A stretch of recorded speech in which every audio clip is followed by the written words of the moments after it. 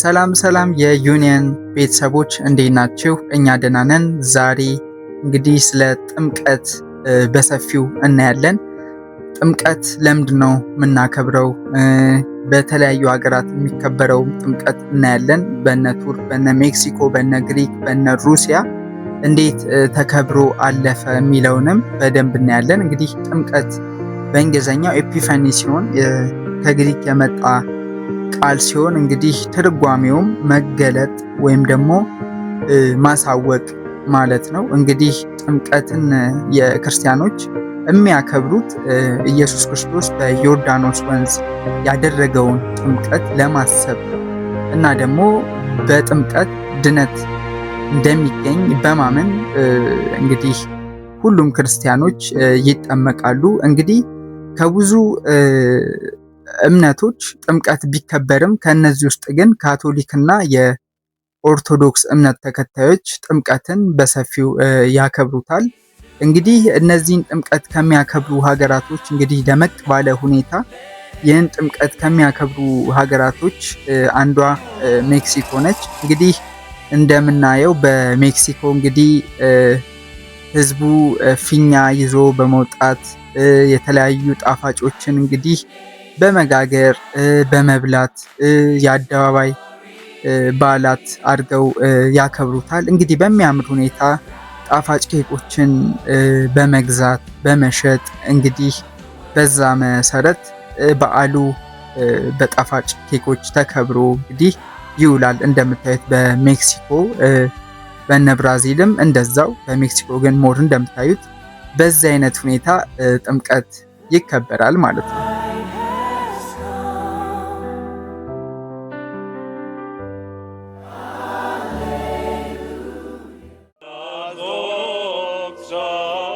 እንግዲህ ሌላኛዋ ጥምቀትን ከምታከብር ሀገር አንዷ ጆርዳን ወይም ደግሞ እኛ ዮርዳኖስ የምንላት ሀገር ስትሆን እንግዲህ ዮርዳኖስ ኢየሱስ ክርስቶስ ራሱ ጥምቀት የፈጸመበት ሀገር ነው። እንግዲህ በጆርዳን ወይም በዮርዳኖስ ኢየሱስ ክርስቶስ የተጠመቀበት ወንዝ ይገኛል። እንግዲህ የኦርቶዶክስ እና የካቶሊክ አባቶች በስፍራው በመገኘት እንግዲህ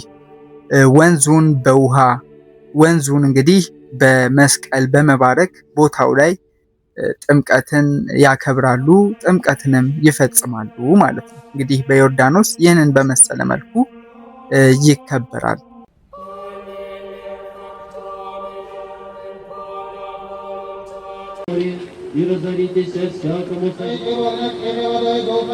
እንግዲህ ሌላኛዋ ጥምቀትን የምታከብር ሀገር እንግዲህ ሩሲያ ስትሆን ሩሲያዎች እንግዲህ የኢስተርን ኦርቶዶክስ እምነት ተከታዮች ሲሆኑ እንግዲህ በሩሲያ በሰፊው ከጥንትም ጀምሮ የጥምቀት በዓል የሚከበር ሲሆን እንግዲህ ምዕመናኑ በተባረከው በወንዝ በሐይቆች እንግዲህ ጥምቀትን በመፈጸም በማክበር ውሃ ውስጥ በመግባትና በመውጣት እንግዲህ ጥምቀቱን ያከብራሉ፣ ይዘክራሉ ማለት ነው። ይህም እንግዲህ ድነትን ከኃጢአት መንጻትን ተምሳሌ ለማድረግ እንግዲህ ይህንን ጥምቀት የክርስቲያን ወንድሞቻችን ይፈጽማሉ ማለት ነው። እንግዲህ እንደምታዩት በአማረ ሁኔታ ጥምቀት በዚህ አይነት መልኩ በሩሲያ ይከበራል ማለት ነው። እንግዲህ ይህንንም ከፈጸሙ መሪዎች አንዱ የሩሲያው መሪ ቭላዲሚር ፑቲን እንግዲህ ጥምቀቱን እንደሚያከብሩ ይታወቃል።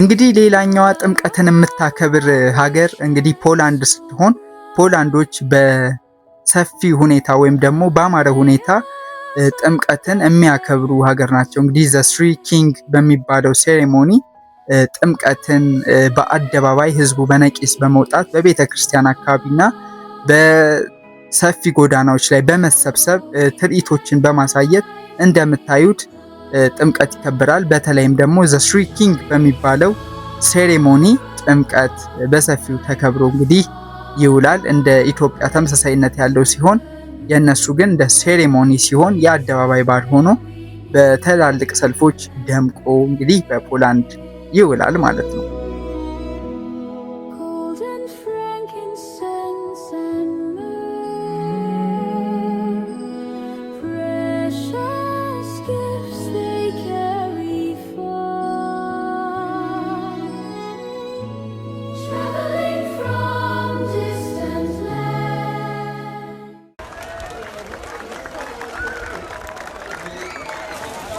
እንግዲህ ሌላኛዋ ጥምቀትን የምታከብረው ሀገር ታሪካዊቷ ግሪክ ስትሆን እንግዲህ ግሪክ የኦርቶዶክስ እምነት ተከታዮች ሲሆኑ የኢስተር እና የኮፕቲክ እምነት ተከታዮች ሲሆኑ እንግዲህ በግሪክ በደማቅ ሁኔታ ስርዓተ ጥምቀቱን በመፈጸም ጥምቀት ይከበራል። እንግዲህ ወንዞች ወይም ደግሞ ሐይቆች ጋር አካባቢ የሚከበር ሲሆን እንግዲህ ውሃውን በመስቀል በመባረክ በቀዝቃዛ ውሃ ውስጥ እንግዲህ በመግባት ጥምቀቱን በሰፊው ባማረ ሁኔታ እንደምታዩት እንግዲህ ምዕመናኑ ያከብሩታል። ቡራኬንም ደግሞ ከአባቶቻቸው እንግዲህ ይወስዳሉ። ይህም ደግሞ በሰፊው በግሪክ የሚታወቅ ባህል ነው። እንግዲህ በዚህ ሁኔታ ደግሞ ግሪክ ጥምቀቱን ታከብራለች። ከዚህም አንዱ መስቀልን በመወርወር በውሃ ውስጥ እንግዲህ ውሃው እንዲባረክ በሚደረግ ሁኔታ ይከበራል ማለት ነው።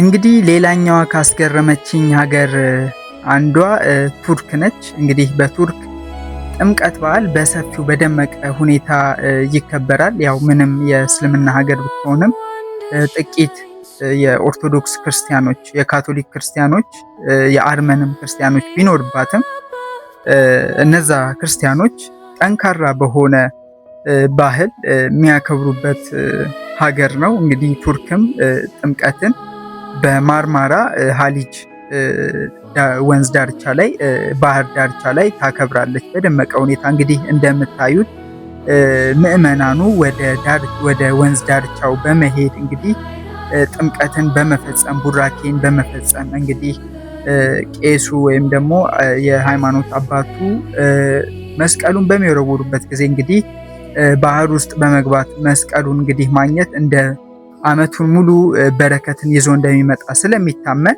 ያን ስነ ስርዓት በማከናወን እንግዲህ ቱርክ ላይ ይከበራል። እንግዲህ ቱርክ የድሮዋ ቆስጠንጢንያ የክርስቲያኖች ግዛት የነበረች በአሁኗ ደግሞ ከ99% በላይ ፖፑሌሽኑ ሙስሊም የሆነበት ሀገር ነው። ቢሆንም ግን ጥቂት ክርስቲያኖች በሚገርም ሁኔታ የሚያከብሩባት ጥምቀት የሚከበርበት ሀገር ነው ማለት ነው።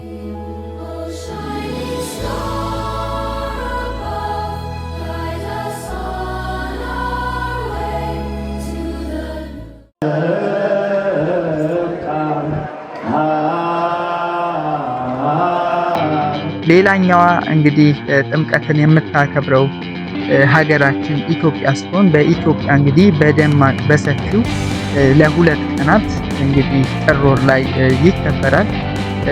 እንግዲህ ጥምቀት በኢትዮጵያ ታቦትን ከአንድ ቤተክርስቲያን ወደ አንድ ቤተክርስቲያን በማስገባት የሚከበር ሲሆን እንግዲህ በሰፊ ሁኔታ የአደባባይ የመንገድ ላይ በዓላት ነው። እንግዲህ ይህም ጥምቀቱን ለማሰብ ለመዘከርና ለማከናወን የሚከበር ሲሆን እንግዲህ በዕለቱም ምዕመናኖች የሀበሻ ቀሚስ በመልበስ እንግዲህ ወጥተው በአደባባይ የሚያከብሩት የደመቀ በዓል ነው። እንግዲህ ኢትዮጵያ ይህን በመሰለ መልኩ ኢትዮጵያም እንደ ሌሎቹ ሀገር በደመቀ ሁኔታ እንግዲህ ጥምቀትን ታከብራለች። ይህም በዩኔስኮ እንደ ቅርስ የተመዘገበ ሲሆን እንግዲህ ለዛሬ ያየናቸው ጥምቀትን በሰፊው የሚያከብሩ ሀገራቶች እነዚህን ይመስሉ ነበር። እንግዲህ ስለተከታተላችሁ እናመሰግናለን። ቻናላችንን ሰብስክራይብ፣ ላይክ፣ ሼር በማድረግ ይደግፉ።